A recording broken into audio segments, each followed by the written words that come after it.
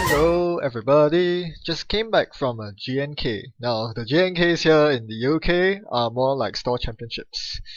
Very tough opposition, and I did pretty okay. Came in 4th place, which isn't too bad, but leaves a lot to be desired. Could have done a bit better. I was playing HB food codes as usual, as you've seen in the past 1,000 or so iterations of my previous videos, and as well as prepaid Kate with professional contacts and vamp. Well, that didn't work out very well. I faced a couple of yellow decks on the day itself, and the yellow decks wrecked me pretty hard. It's just too slow. Professional contacts is too slow and too vulnerable to tags. There was this one game where I was up against Butcher Shop of sorts, and there came to a point where I needed to float tags, but I couldn't. But it really gimped me because floating tags meant that I lost my professional contacts. Even though I plus crit to keep me safe from flatline, losing Proco means that it's very difficult for me to actually make runs, get legworks and Maker's Eyes off. So that is quite disappointing. And on top of that, with the most wanted list in effect, runner life is going to get so much harder because parasites and clone chips are punished. So I am looking for a nice good runner deck to bring to the store championships in the coming week. It's very little time to come up with a new deck and get adequate practice with it, but I think I need to do so. I don't think I'm going to take down a store champ with regular prepaid kit. That just isn't going to happen. But life is hard. The most wanted list is not in effect for the upcoming store champ. It's still in January, but I do want to prepare for because the store champ season will be stretching into February as well. I would like to prepare for that. So with that said, I'm going to try to deck build a new deck that is most wanted list legal and still pretty good against the current meta. I think I found one. I just need to refine it and refine my play. So let's head on to the deck building section. So I looked over at my prepaid Kate list again. This is the list I brought to the GNK. And I look at the breakers because K is all about efficient breakers. And you'll notice that a lot of them have been gimped. Parasite is gimped, Lady is gimped, York is gimped. It's not in this deck, but Kate doesn't really need York because she has Cyber Cypher. So now that you can't really play green and you want to go into either blue or red, there are just no good decoders anymore, and that is a huge problem. With Tollbooth and Turing so rampant, I think it's going to be really hard for runners to keep up because there are very few decoders that can deal with the likes of Tollbooth and Turing. Mimic is unaffected, so killers are not in that bad of a spot. Barrier breakers also not too much with Corroder, so it looks like Anox are really the way to go because they have Corroder, Mimic, and Data Sucker Infection. So that seems like the way to go, but why bother playing Corroder, Mimic, Killer, Decoder, blah blah blah, when you can play an AI breaker? And there is one AI breaker that is super efficient that hasn't been hit by the restricted list of NAPD. Yep, that's Faust. Now, I made this Faust testing video quite a long time back. This was when Faust was released in the data pack, and this was one of the first decks that I actually built with Faust itself. As you see, the core concept is a hyper-aggressive Quetzal that uses Faust to break through all ice as the main breaker, and Legworks and Maker's Eyes for super early pressure, getting to 7 points quickly, hence I named this deck 7 Heaven. I'll leave the link to the deck list in the description of this video as well. But yeah, this deck was actually pretty powerful until, well, Turing came out and messed up with everything.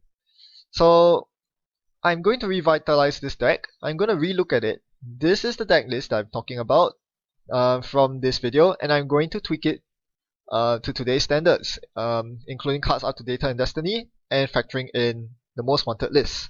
So let's begin our deck building. This isn't really deck building, this is more like deck modifying, revisiting an old deck and breathing new life into it.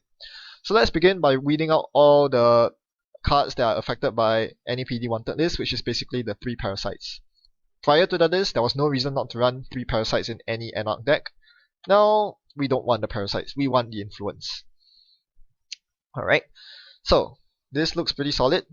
Faust is good, Mimic is good. Now, with Parasite gone, what else needs to go? we still want to keep the wild side chronotype combo, and we want 3 chronotypes because chronotype the duplicates don't matter because they're all going to be trashed by files anyway. It's very important to get 4 click turns as soon as possible after you dump the wild side, because 3 click turns are very restrictive, especially against Bioroids. Okay, everything looks pretty good.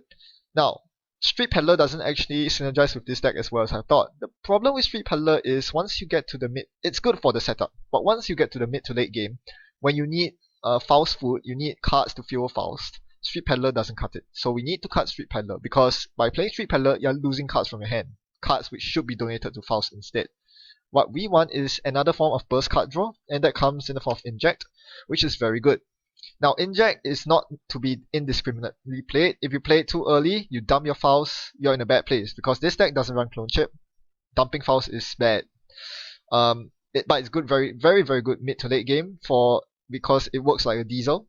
If you hit one program, which is the average given how few programs I run, usually you're paying 0 to get 3 card draw into your hand, which is essentially a diesel that costs no influence. So Inject is great. I've had worse is necessary, both as card draw and as flatline protection. What else? Okay, so now we need to immediately solve the problem of Turing. Turing's a big problem. David gets through Turings on remotes, but Turings on centrals will completely screw over our strategy. A single Turing means that we have to spend our entire turn getting through a server. That's assuming you have chronotype up. And if you have a double Turing on a server, you can forget completely about entering the server ever again for the rest of your life. So what infection solutions do we have? We have York. It costs 1 influence, so probably not a good idea. I mean, we could do it, but the problem is the down payment is too much, really. It's a good breaker, don't get me wrong, and for 1 influence only in Anarch, it's definitely worth a shout. But for 5 to install, this deck doesn't run that much money. 5 to install is huge for something that only gets past Turings. I'm sure, I know it blanks Enigmas as well, but the down payment is really too much to stomach. Let's not go here. This is definitely not an option. So we are left with Ice Destruction basically. We have what do you call that? We have this, which is fine, but very unreliable. If you are looking to combo Keyhole with Immolation Script and the opponent gets a Turing on R&D, then you're in a lot of trouble. So this won't do. And all the rest of Anarch's breakers are all AI. So we basically have no solution. We have to go out of faction. So let's look. What is the best decoder to use that serves the purpose of breaking Turings on centrals and has some utility even outside of that? We won't consider 3 influence or more breakers because that is really expensive. I'm already maxed out on influence. I really don't want to drop any of these cards. Crowbar is not good for obvious reasons. Sai is decent, although we do not have any means to reposition the Sai. Sai is actually decent. It just costs a lot of influence. Same with Gordian Blade. Gordian Blade is probably the best shout here. It does cost almost as much as York, which is the main reason why you don't play it. Why play Gordian in Anarch when you can play York, right? Rex is expensive in influence as well. Striker is just bad. If you want to play Striker, just play Zoo instead. So Zoo is usually the best breaker of choice. It's just the one strength that is really bugging me. Central Turings will cost 2 credits to break, and that's a lot. I'm not going to pay 2 credits to break a Turing. Even though the install cost is 1, the 2 per run adds up very quickly, especially if they start stacking Turings as well. So basically, my only other option, aside from all these expensive Shaper breakers, are Refractor, which has a base strength of 2, which serves its purpose. But obviously, I'm not going to include Ghost Runner just for this purpose, so we discount Refractor. Peacock's decent, but again, 2 for Turing each run is not good. We are only left with one other option, something that breaks Turing centrals for 1 credit and has some other utility, is Passport. I know, it's insane. Why are you splashing for Passport? Why are you paying 2 influence for Passport? But believe me, when you see it in your hand, costing only 1 to install is such a big deal. It's such a good deal. and there are going to be a lot of the code gates running around these days. With the resurgence of RP, I'm pretty sure there will be lots of Lotus Fields, and even outside of RP, Toll Booths, Archangels especially, these are all going to be a thing. And I can only recur David so many times. Again, this deck doesn't run Scavenge or Retrieval Run, so I need some other breaker to deal with the influx of code gates. Crick will also be a thing. The list just goes on. There are lots of code gates now, and I think a lot of courts will play code gates simply because the runners have no good decoder. Faust is meant to be our primary decoder, but if we run out of cards, Passport will back us up by using money to break ice instead of cards, so it gives us more options. It costs 2 influence, so we have to slash the career fairs, which is fine. Career fair isn't exactly the best card. In fact, it is actually not much value for money. The same reason why you don't see modded in prepaid kit.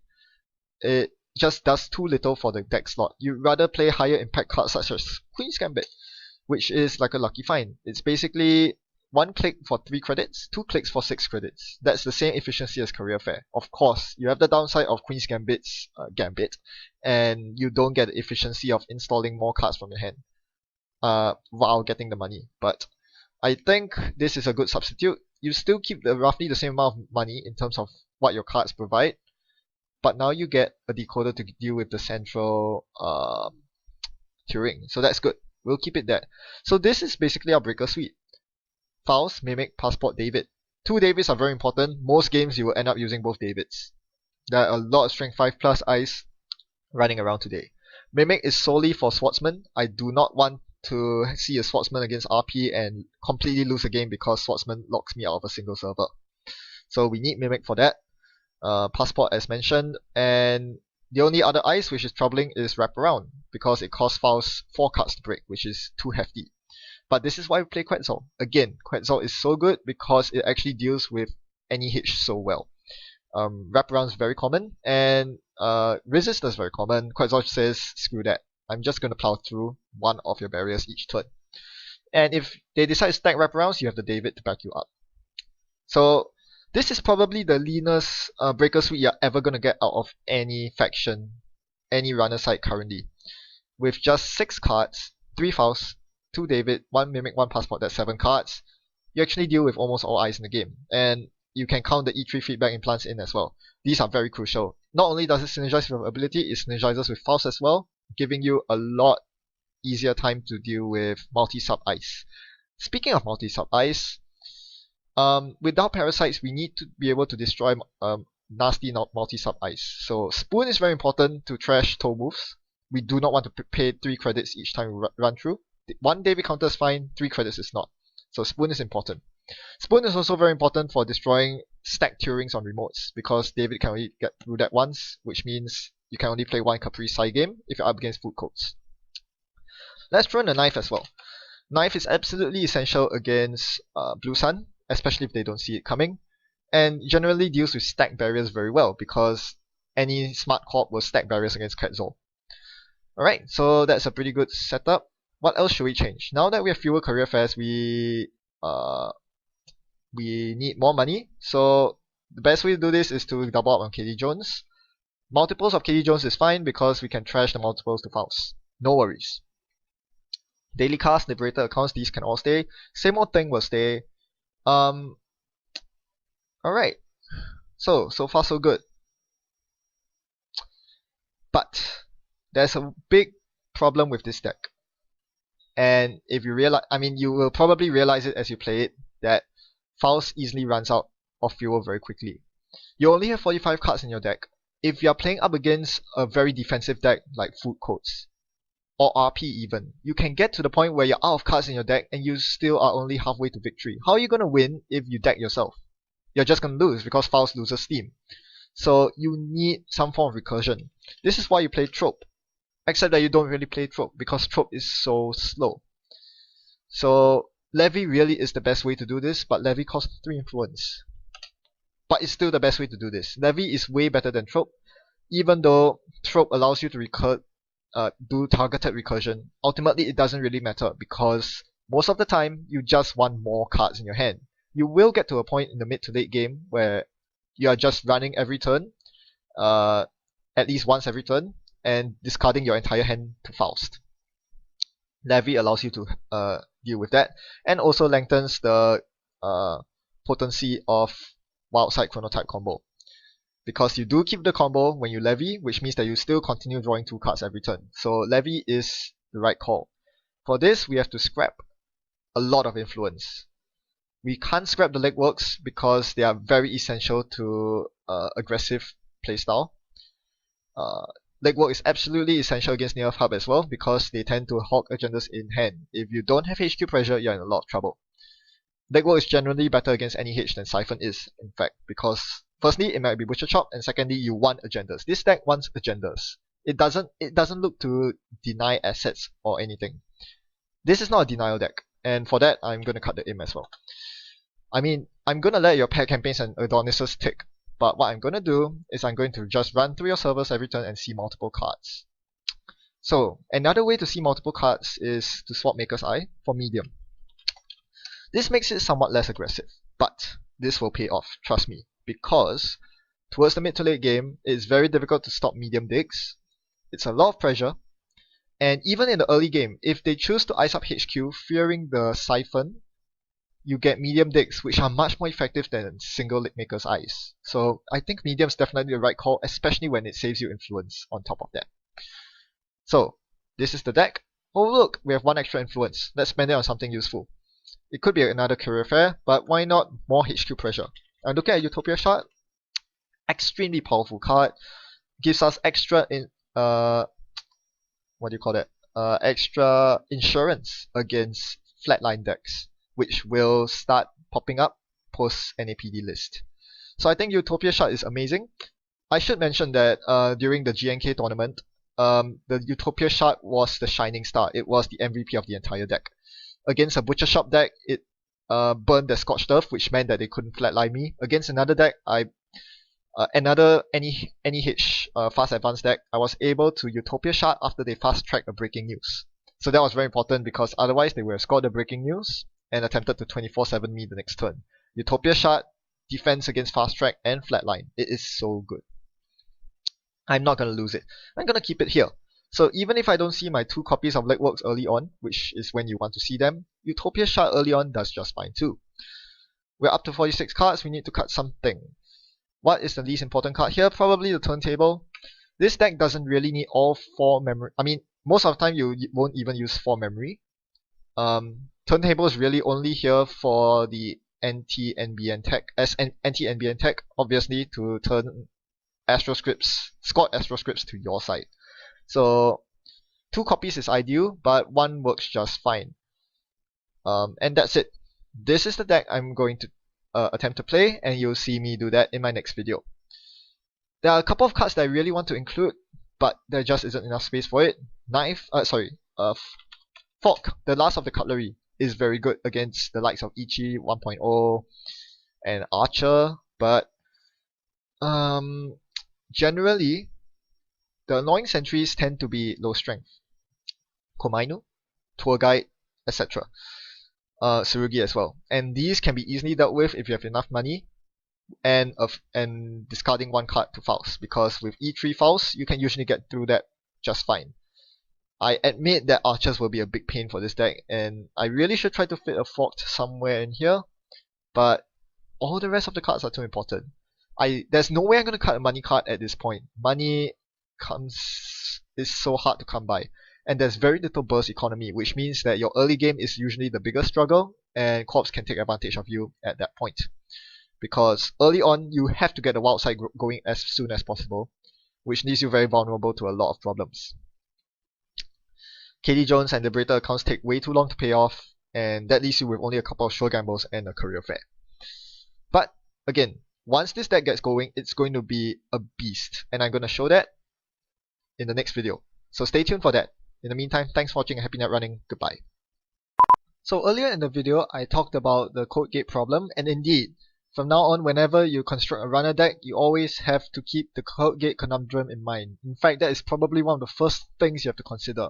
How does my deck break code gates? With the huge variety of corp decks that are now viable, you have to prepare for all the possible code gates, and there's such a huge variety of them. You have to prepare for Enigma, which is a cheap gear check. You have to be able to install your decoder or whatever that breaks code gates cheaply, because if it costs you 5 to install, like for York, NEH can easily sneak out an Astro before you even get anything going. At the same time, your decoder must be able to handle all the problematic code gates. Turing means that you cannot use AI breakers. Lotus Field means you cannot use York or Parasite. Toll Booth means that while you can get through with decoders, you really don't want to. Ideally, you want bypass ice destruction, or what I didn't mention there as well is derezzing, which is something that you don't see that much very often now because criminals are on the down. And finally, even after all of that, you still have to consider that Archangel is a thing. Archangel is so cheap to res, efficient, and you have to ask yourself, how am I going to break a strength 6 code gate? Is it efficient with my setup? So when you look at all the available decoders in all 3 factions, you realize that all of them are just pretty awful in terms of efficiency. The general decoders such as Zuki Master, Golden Blade, Passport, and Blue Dog requires so much money to break the high strength code gates that it just isn't worth it to only run a single decoder as your means of getting through code gates, because you're paying as much as 5 to 7 credits for a toll booth and just about as much for a Turing or an Archangel, which cannot do unless you're making super efficient runs. I mean, high impact runs. So what other efficient ways are there of getting past code gates? Well, there are a few, but you might be disappointed to find out that David doesn't get through anything less than 5 strength, so it can only be used as a complementary icebreaker. It's not even an icebreaker, but even then, it doesn't get through all Turings. It only gets through remote Turings. Central Turings have you confounded. Bypass is a thing now, and it's probably going to see more prevalence later on. The biggest problem is that they only deal with a single piece of ice, so stacked Turings on a remote will still trouble you. Stacked toll booths are also a problem. The age-old solution of Parasite is now much less viable, even though it deals with all these ice very well. A single Parasite on toll booth and Turing gets rid of them for a long time, and that is a very, very good thing. Unfortunately, with Parasite and Clone Chip costing so much influence now, you will probably not be able to use that. And the biggest problem is that now it actually forces you to run a proper combination of AI breakers, decoders, and David to get your way through efficiently, or bypass, or derezzing. No more simple solution of Clone Chip, Parasite, anything that I cannot break yet. And speaking of the AI breakers, well, they're not that good either. Atman has to deal with strength 4 to strength 6 ice, at least for these that are on the list here. Ether can be pumped. Faust is very efficient, but all of them cannot get through Turing. And even then, they are not that good at breaking toll booth. With Faust, you need 3 cards to break toll booth. With Ether, it will cost you 7 credits, as inefficient as Gordian Blade. Do you really want to do that? So yeah, looking at all these cards, you realize one thing: there is no single solution to code gates anymore. It's not like barriers in the past where lady, or rather barriers now, where a single lady or corroder does the job. And yeah, it's more like sentries, where there are lots of different options and you need to include multiples of them because there is no one-size-fit-all solution in the current meta. And Shapers have the best and get the best of it because they have size scavenge, which is a very efficient way of getting through code gates, as well as an often neglected card, Refractor. This will probably be the new thing. Refractor is incredibly efficient at what it does because most of the code gates out there are strength 5 and have only one subroutine. I think the Stealth Suite will definitely see a lot more play, and it's best played in Shaper because you have Cloak Infection. However, with the Shaper economy engine hit so hard by the nerf to Lucky Find and Clone Chip being hit as well, I wonder if a good stealth deck or a sci-fi deck can be made out of green. Well, that's for another time to explore. For now, I'll be playing this Quetzal deck as I mentioned.